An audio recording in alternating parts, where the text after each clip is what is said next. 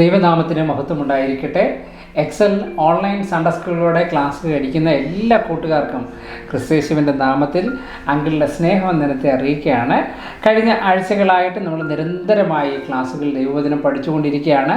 അങ്ങനെ ഇന്നത്തെ സൺഡേ സ്കൂളിലേക്ക് കടന്നു വന്ന് നിങ്ങളെ ഏവരെയും ദൈവനാമത്തിൽ സ്വാഗതം ചെയ്യുന്നു. ദൈവം നിങ്ങളെ ധാരാളമായിട്ട് അനുഗ്രഹിക്കട്ടെ. അപ്പോൾ ഇന്നത്തെ ക്ലാസ്സിലേക്ക് നമ്മൾക്ക് പോകുന്നതിന് മുമ്പ് നമുക്ക് നമ്മുടെ കണ്ണുകളെ അടയ്ക്കാം, പ്രാർത്ഥിക്കാം. ഒരു നിമിഷം കൂട്ടുകാരെല്ലാവരും കണ്ണുകളടച്ചാട്ടെ, നമുക്ക് പ്രാർത്ഥിക്കാം. സ്വർഗസ്വനായ ഞങ്ങളുടെ പിതാവേ, ഞങ്ങളങ്ങേ സ്തുതിക്കുന്നു, സ്തോത്രം ചെയ്യുന്നു. ഐശ്വപ്പച്ച, അങ്ങയുടെ പാദപീഠത്തെങ്കിൽ അടിയങ്ങൾക്ക് ഒരുമിച്ച് കടന്നു വരുവാൻ നീ ഞങ്ങളെ സഹായിക്കുന്നതിനായി സ്തുതിക്കുന്ന കർത്താവേ, സ്തോത്രം ചെയ്യുന്നു. ദൈവവചനം പഠിക്കുവാൻ ഞങ്ങളുടെ കുഞ്ഞുങ്ങളെ നീ ബലപ്പെടുത്തുമാറാകണമേ കർത്താവേ. പഠിപ്പിക്കുവാൻ അടിയനെയും ബലപ്പെടുത്തുന്ന കർത്താവേ. ദൈവവചനം പഠിക്കുന്നത് നിൻ്റെ കുഞ്ഞുങ്ങൾക്കൊക്കെ ഒരു വലിയൊരു അനുഗ്രഹമായി തീരട്ടെ കർത്താവേ. അത് അവരുടെ ജീവിതത്തിൽ പ്രയോജനകരമായി തീരട്ടെ കർത്താവേ. നിൻ്റെ കരങ്ങളിൽ അവരെ ഏൽപ്പിക്കുന്നു, അടിയനെ താഴ്ത്തി ഏൽപ്പിക്കുന്നു. മാനവും മഹത്വവും അപ്പത്തിനെടുത്താട്ടെ, യേശുവിൻ നാമത്തിൽ തന്നെ. ആമേൻ, ആമേൻ, ആമേൻ. ദൈവം ധാരാളമായിട്ട് അനുഗ്രഹിക്കട്ടെ. അപ്പോൾ ഇന്നത്തെ ക്ലാസ്സിലേക്ക് നമ്മൾ പോവുകയാണ്. ഇന്നത്തെ ക്ലാസ്സിലേക്ക് നമ്മൾ പോകുമ്പോൾ കഴിഞ്ഞ ആഴ്ചകളിലൊക്കെ നമ്മൾ പഴയ നിയമത്തിൽ നിന്നും ഓരോ വ്യക്തികളെക്കുറിച്ച് നമ്മൾ പഠിച്ചു വരികയായിരുന്നു. എന്നാൽ ഇന്ന് മുതൽ, ഈ ആഴ്ച മുതൽ അടുത്ത ദിവസങ്ങളിലെല്ലാം എല്ലാ ദിവസങ്ങളിലും നമ്മൾ പുതിയ ഒരു ഭാഗത്തേക്ക് നമ്മൾ കടക്കുകയാണ്. ഇന്ന് മുതൽ പഠിക്കാൻ പോകുന്നത് പുതിയ നിയമത്തിൽ നിന്നാണ്. പുതിയ നിയമത്തിൽ നിന്ന് പറയുമ്പോൾ യേശുവിനെ പറ്റി നമുക്കറിയാം. യേശു വന്നതിന് ശേഷമുള്ള കാലമാണ് പുതിയ നിയമം എന്ന് നമ്മൾ ബൈബിളിൽ പറയുന്നത്. അങ്ങനെയാണെങ്കിൽ ഈ പുതിയ നിയമത്തിൽ യേശുവിൻ്റെ ഏറ്റവും കൂടുതൽ അടുത്ത് നിന്ന, അല്ലെങ്കിൽ വേദപുസ്തകത്തിൽ അതിപ്രധാനമായ, അല്ലെങ്കിൽ യേശുവിൻ്റെ ജീവിത സമയത്ത് ഏറ്റവും അതിപ്രധാനമായ കുറേ കാര്യങ്ങൾ ചെയ്ത വ്യക്തികളാണ് യേശുവിൻ്റെ ശിഷ്യന്മാർ എന്ന് പറയുന്നത്. യേശുവിൻ്റെ ശിഷ്യന്മാർ വളരെ പ്രത്യേകതയുള്ളവരാണ്. അവരെക്കുറിച്ച് ഓരോ ആളുകളെക്കുറിച്ചും നമുക്ക് ഡീറ്റെയിൽ ആയിട്ട് പഠിക്കേണ്ടതുണ്ട്. എന്നാൽ നമുക്ക് കുറച്ച് ചുരുങ്ങിയ സമയത്തിനുള്ളിൽ എന്നാൽ നമുക്ക് അത്യാവശ്യം അറിയേണ്ട കാര്യങ്ങളെല്ലാം നമ്മൾ കവർ ചെയ്ത് പോവുകയാണ്. ഇന്ന് യേശുവിൻ്റെ ശിഷ്യന്മാർ, അവരെ പ്രധാനമായിട്ടും വിളിച്ചിരുന്നത് അപ്പസ്തോലന്മാർ എന്നാണ്. അതായത് യേശുവിൻ്റെ ശിഷ്യന്മാരായി തിരഞ്ഞെടുക്കപ്പെട്ട 12 ശിഷ്യന്മാരെയാണ് പ്രധാനമായിട്ടും അപ്പസ്തോലന്മാർ എന്ന് വിളിക്കുന്നത്. ഇവരെ അപ്പസ്തോലന്മാർ എന്ന് വിളിക്കാൻ കാരണം എന്താണ് ഈ അപ്പോസ്തലന്മാരുടെ ദൗത്യം? ഇതൊക്കെയാണ് നമ്മൾ അതിൻ്റെ ഓരോ ദിവസങ്ങളിലും ഓരോ ശിഷ്യന്മാരെക്കുറിച്ച് നമ്മൾ പഠിച്ചുകൊണ്ട് പോകുന്നത്. എന്നാൽ ഇന്ന് അതിൻ്റെ ഒരു ചെറിയൊരു ഇൻട്രൊഡക്ഷൻ മാത്രം പറഞ്ഞാൽ നമ്മുടെ ഇന്നത്തെ ക്ലാസ് നമ്മൾ അവസാനിപ്പിക്കും. അടുത്ത ആഴ്ച മുതൽ ഓരോ ആഴ്ചകളിലും ഓരോ ശിഷ്യന്മാരെക്കുറിച്ച് നമുക്ക് പഠിക്കാം. പുതിയ നിയമം നമ്മൾ പഠിക്കുമ്പോൾ ഏറ്റവും യേശുവിൻ്റെ കൂടെ നമ്മൾ യേശുവിനെ എവിടെയൊക്കെ കാണുന്നോ അവിടെയെല്ലാം ഈ അപ്പസ്തോലന്മാരുടെ സാന്നിധ്യം വളരെ പ്രകടമായ ഒരു കാര്യമാണ്. യേശു എവിടെയെല്ലാം പോയിട്ടുണ്ടോ അവിടെയെല്ലാം വേദപുസ്തകം തുടങ്ങുന്ന യേശുവിൻ്റെ പരസ്യ ശുശ്രൂഷ ആരംഭം മുതൽ യേശുവിൻ്റെ ശിഷ്യന്മാർ യേശുവിനോടൊപ്പം ചേർന്നിട്ടുണ്ട്, യേശുവിനോടൊപ്പം യാത്ര ചെയ്യുന്നുണ്ട്. അതുകൊണ്ടാണ് അവരെ യേശു തിരഞ്ഞെടുത്ത് വെച്ച 12 പേരായതുകൊണ്ടാണ് അവരെ ബാക്കിയുള്ളവർ അപ്പസ്തോലന്മാർ എന്ന് പറയുന്നത്. ഈ അപ്പസ്തോലന്മാർ എന്ന് പറയുന്ന ആ വാക്ക് പറയുന്ന അപ്പസ്തോലോസ് എന്നാണ്. അതായത് ഒരു പ്രത്യേക ഉദ്ദേശത്തോടെ, അല്ലെങ്കിൽ ഒരു പ്രത്യേക അധികാരത്തോടെ അവർക്ക് ചില പ്രത്യേക നിയോഗങ്ങൾ കൊടുത്ത് അവരെ പറഞ്ഞു വിടുന്ന, അല്ലെങ്കിൽ ആ ഒരു അധികാരത്തോടെ തിരഞ്ഞെടുക്കപ്പെടുന്ന, അല്ലെങ്കിൽ ആ അധികാരത്തോടെ ആക്കപ്പെടുന്ന വ്യക്തിയെയാണ് അപ്പസ്തോലോസ് എന്ന് പറയുന്നത്. അങ്ങനെ യേശു തൻ്റെ ദൈവീക രാജ്യത്തിൻ്റെ കെട്ടുപണിക്കായി മനുഷ്യനെ പാപത്തിൽ നിന്ന്, താൻ സ്വർഗത്തിൽ നിന്ന് ദൈവത്വം വെടിഞ്ഞ് മനുഷ്യനായി ഭൂമിയിലേക്ക് വന്ന് എന്തിനു വേണ്ടിയാണോ, ഏത് പർപ്പസിന് വേണ്ടിയാണോ യേശു ഈ ഭൂമിയിൽ വന്നത്? എന്തിനാണ് നമുക്കറിയാം. മാനവകുലത്തെ പാപത്തിൽ നിന്ന് രക്ഷയിലേക്ക് നയിക്കുവാനും തുടർന്ന് അവരെ തൻ്റെ സന്നിധിയിലേക്ക്, തൻ്റെ മണവാട്ടിയായി ദൈവസഭയെ കൂട്ടിച്ചേർക്കണം. അതിനു വേണ്ടിയിട്ടാണ്. മനുഷ്യൻ്റെ പാപത്തിന് പരിഹാരം കണ്ടെത്തണം. ദൈവം പറയുന്നത് പാപം ചെയ്യുന്ന ദേഹി മരിക്കണമെന്നത് വസ്തുതയാണ്, ദൈവം കൊടുത്ത കൽപ്പനയാണ്. എന്നാൽ മനുഷ്യൻ എന്ത് ചെയ്തു? ദൈവം ആ ഒരു കൽപ്പന കൊടുത്തു. മനുഷ്യൻ പാപത്തിൽ, അധർമ്മത്തിൽ വളർന്നു പെരുകി വന്നു. എന്നാൽ അതിൽ നിന്നൊരു പരിഹാരം മനുഷ്യനുണ്ടാകണം. അതുകൊണ്ട് തന്നെ ഈ പരിഹാരം കണ്ടെത്തേണ്ടതിന് ദൈവം എന്ത് ചെയ്തു? അവിടെ മനുഷ്യന് പാപപരിഹാരമായി ദൈവം വേറൊരു കൽപ്പന കൊടുത്തു. മനുഷ്യൻ എന്ത് ചെയ്യണം? യാഗം കഴിക്കണം, പാപം തന്നെ ഏറ്റുപറയണം. അങ്ങനെയാണെങ്കിൽ വർഷത്തിലൊരിക്കൽ നടക്കുന്ന പാപപരിഹാര ബലികൾ വെച്ച് മനുഷ്യൻ ദൈവത്തിൽ നിന്ന് മനുഷ്യൻ പാപവിമോചനം പ്രാപിച്ചിരുന്നു എന്നാണ് പഴയ നിയമത്തിൽ നമ്മൾ പഠിച്ചത്. എന്നാൽ ഈ മനുഷ്യൻ എന്ത് ചെയ്യുന്നു? എന്തെങ്കിലും ഒരു ചെറിയ കാര്യം കിട്ടിയാൽ, ആ ഒരു ലൂപ്പ് ഹോൾ കിട്ടിയാൽ അതിൽ നിന്ന് എന്ത് ചെയ്യുക? പുതിയ തന്ത്രങ്ങൾ മെനയുകയും ഒക്കെ ചെയ്യുന്ന മനുഷ്യൻ എന്ത് ചെയ്തു? ദൈവം കൊടുത്ത പാപപരിഹാര പ്രക്രിയയിലൂടെ മനുഷ്യൻ പാപം ചെയ്യുന്നു. പിന്നെ വന്ന് പാപമോചനത്തിനുള്ള യാഗം കഴിക്കുന്നു, വീണ്ടും പാപം ചെയ്യുന്നു, വീണ്ടും പാപമോചനത്തിനുള്ള യാഗം ഇങ്ങനെ തുടർന്ന് വന്നതുകൊണ്ടിരുന്നപ്പം ദൈവം വിചാരിച്ച് ഇതൊരു ശരിയായ നടപടിയല്ല. കാര്യം ഇതിനൊരു ശാശ്വതമായ ഒരു പരിഹാരം എന്ത് ചെയ്യണം? കണ്ടെത്തണം. അങ്ങനെയാണ് ദൈവം എന്ത് ചെയ്യുന്നത്? ദൈവം തൻ്റെ സ്വപുത്രനെ ഈ ഭൂമിയിലേക്ക് അയക്കുന്നത്. അവൻ്റെ പേരാണ് യേശു. നമുക്കറിയാം യേശു കർത്താവാണ് ഈ ഭൂമിയിൽ ദൈവപുത്രനായി, ദൈവത്തിൻ്റെ പുത്രനായി ഭൂമിയിൽ അവതരിച്ചത്. അവൻ ദൈവമായിരുന്നു, അതോടൊപ്പം തന്നെ മനുഷ്യനുമായിരുന്നു. ദൈവത്വം വെടിഞ്ഞ് പാപമംഗലമായ ലോകത്തിലേക്ക് പാപികളെ രക്ഷിക്കാൻ യേശു മനുഷ്യനായി ഭൂമിയിൽ അവതരിച്ചു. ബേത്ലഹേമിലെ കാലിത്തൊഴുത്തിൽ മറിയയുടെ ഉദരത്തിൽ ജനിച്ച് ഈ ഭൂമിയിൽ വളർന്നു വന്നു. അദ്ദേഹം ഏകദേശം 33.5 കൊല്ലം ഈ ഭൂമിയിൽ ജീവിച്ചു. എന്നാൽ യേശു തൻ്റെ ശുശ്രൂഷ ആരംഭിച്ചതിന് ശേഷമാണ് നമ്മൾ ഇന്ന് പറയാൻ പോകുന്ന ഈ അപ്പസ്തോലന്മാരെ തൻ്റെ ശിഷ്യന്മാരായി വീണ്ടെടുക്കുന്നത്. അപ്പോൾ ഇവരെ തിരഞ്ഞെടുത്തതിൻ്റെ മെയിൻ കാരണം തൻ്റെ ഉദ്ദേശം നിവർത്തിക്കുവാനും അതോടൊപ്പം തന്നെ ഈ സുവിശേഷം എല്ലാ ഇടങ്ങളിലും എല്ലാ പ്രദേശങ്ങളിലും തൻ്റെ ഈ ദൗത്യം മറ്റുള്ളവരെ അറിയിക്കുവാനും വേണ്ടിയാണ് യേശു തൻ്റെ ശിഷ്യന്മാരായ അപ്പസ്തോലന്മാരെ തൻ്റെ ശിഷ്യഗണത്തിലേക്ക് കൂട്ടിച്ചേർക്കുന്നത്.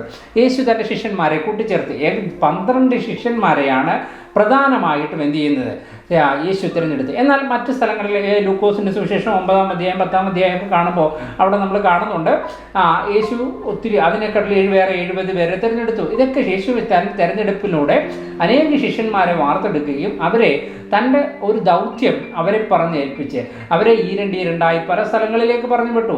ഈ 12 ശിഷ്യന്മാർക്ക് എന്തൊക്കെ കൊടുത്തു?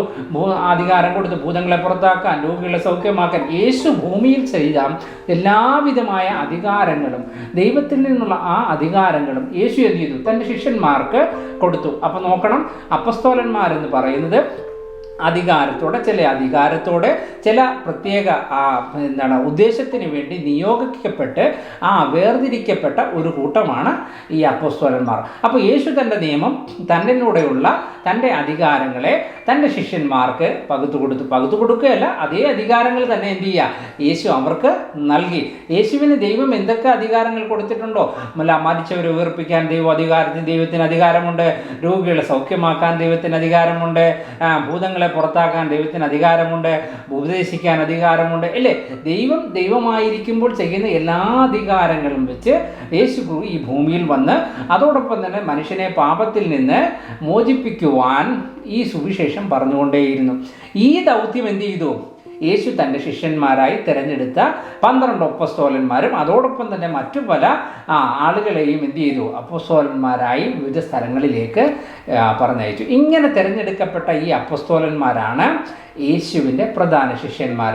ഈ കോർ ടീമാണ് 12 പേരെന്ന് പറയുന്നത്, അല്ലേ?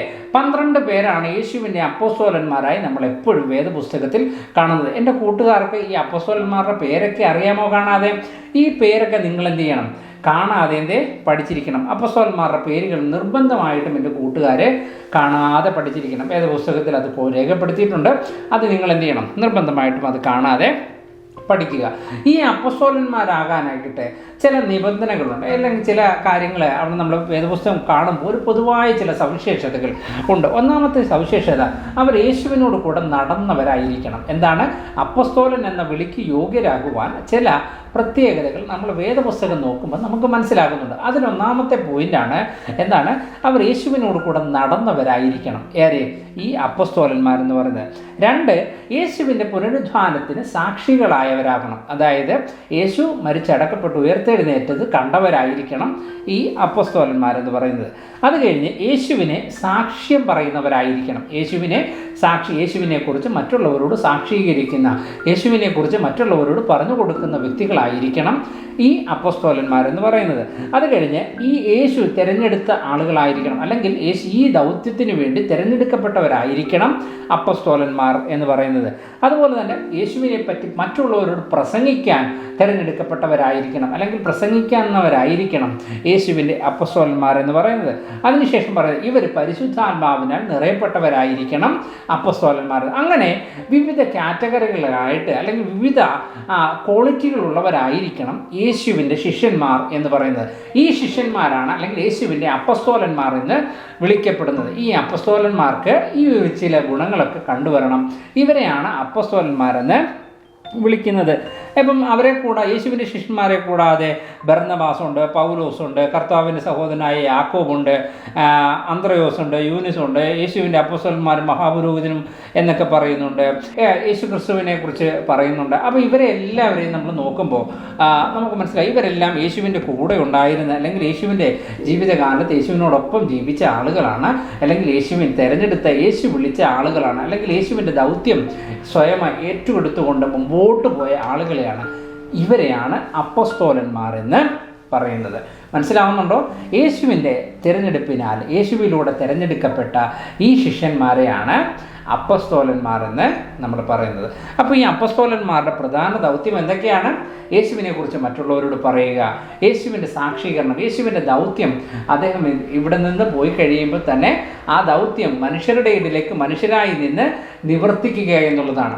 നോക്കണമേ, 10,000 അധികം വർഷങ്ങൾക്ക് മുമ്പ്, ഇപ്പം 2021 ഇത്രയും കാലം യേശുവിൻ്റെ സുവിശേഷം ഈ ആളുകളിലേക്ക് മാറി മാറി മാറി മാറി വന്ന് കൈമാറ്റം ചെയ്യപ്പെട്ടു വന്ന് ഇന്ന് ഇവിടം വരെ എത്തിയത് എന്തുകൊണ്ടാണെന്നറിയാമോ? യേശുവിൻ്റെ ആ സ്നേഹം അപ്പോസ്തലന്മാരിലൂടെ ലോകത്തിൻ്റെ വിവിധ രാജ്യങ്ങളിലേക്ക് പോയതുകൊണ്ടാണ്. യേശു സ്വർഗാരോഹണം ചെയ്യപ്പെടുന്ന സമയത്ത് യേശു പറയുന്നത്, നിങ്ങൾ ഈ ഭൂമിയിലൊക്കെയും പോയി എന്ത് ചെയ്യണം? യേശുവിൻ്റെ, എൻ്റെ സാക്ഷികളാകണം. യേശു കർത്താവിൻ്റെ സാക്ഷികളാകുവാൻ നിയോഗിക്കപ്പെട്ടവരാണ് ഈ അപ്പോസ്തലന്മാരെന്ന് പറയുന്നത്, യേശു തിരഞ്ഞെടുത്ത ഈ അപ്പോസ്തലന്മാരെന്ന് പറയുന്നത്. അപ്പോൾ തുടർന്നുള്ള ദിവസങ്ങളിൽ നമ്മൾ ഈ അപ്പോസ്തലന്മാരെക്കുറിച്ചും അവരെക്കുറിച്ച് വ്യക്തിപരമായി അവരാരാണ് എന്താണെന്നൊക്കെ നമ്മൾ പഠിക്കാനായിട്ട് പോവുകയാണ്. അപ്പോൾ പഠിക്കാനായിട്ട് നിങ്ങളെല്ലാവരും റെഡി ആയിരിക്കാം. ദൈവം ധാരാളമായിട്ട് അനുഗ്രഹിക്കട്ടെ. അപ്പോൾ ഇന്നത്തെ ക്ലാസ് നിങ്ങൾക്ക് ഇഷ്ടപ്പെട്ടു എന്ന് കരുതുന്നു. തുടർന്നുള്ള ദിവസങ്ങളിൽ അപ്പോസ്തലന്മാരെക്കുറിച്ച് നമ്മൾ ഡീറ്റെയിൽ ആയിട്ട് പഠിക്കാൻ പോകുന്നു. ദൈവം ധാരാളമായിട്ട് അനുഗ്രഹിക്കട്ടെ. Thank you so much. God bless you. ഒരു നിമിഷം നമുക്ക് കണ്ണുകളടയ്ക്കാൻ പ്രാർത്ഥിക്കാം. സ്വർഗ്ഗസ്നായ ഞങ്ങളുടെ പിതാവേ, ഞങ്ങൾ അങ്ങയെ സ്തുതിക്കുന്നു, സ്തോത്രം ചെയ്യുന്നു. ദൈവമേ, ഇന്നു മുതൽ അടുത്ത ഒരു സെക്ഷനിലേക്ക്, അടുത്തൊരു ഭാഗത്തിലേക്ക് ഞങ്ങൾ കടക്കുകയാണ്. യേശു കർത്താവിൻ്റെ ശിഷ്യന്മാരെക്കുറിച്ചും ദൈവമേ അവരുടെ ജീവിതത്തിലുണ്ടായ കാര്യങ്ങളെക്കുറിച്ചൊക്കെ ഞങ്ങൾ പഠിക്കാനായിട്ട് പോവുകയാണ്. കർത്താവേ, നിൻ്റെ അഭിഷേകത്താൽ ഞങ്ങളെ നിറയ്ക്കണമേ. നിൻ്റെ നിയോഗത്താൽ വിളിക്കപ്പെട്ടവരായി തീരുവാൻ ഞങ്ങളെയും നീ പ്രാപ്തരാക്കണമേ. കർത്താവേ, നിൻ്റെ കരങ്ങളിൽ ഏൽപ്പിക്കുന്നു. നീ ഞങ്ങളെ സൗഖ്യമാക്കിയാട്ടെ, നീ ഞങ്ങളെ വിടുവിച്ചാട്ടെ, നിൻ്റെ കരങ്ങളിൽ ഞങ്ങളെ പൊതിഞ്ഞാട്ടെ, നിൻ്റെ സംരക്ഷണയിൽ ഞങ്ങളെ സൂക്ഷിച്ചാട്ടെ. കർത്താവേ, പ്രത്യേകിച്ച് ദൈവത്തിനെ പഠിക്കുന്ന കുഞ്ഞുങ്ങളെ ഓർത്ത് പ്രാർത്ഥിക്കുന്നു, അവരെ നീ സഹായിച്ചാട്ടെ. പഠിപ്പിക്കാൻ അടിയനെ ബലപ്പെടുത്തിയതിനായി സ്തോത്രം ചെയ്യണം. യേശുവിൻ നാമത്തിൽ തന്നെ. ആമേൻ, ആമേൻ, ആമേൻ. Thank you so much. Over to next class.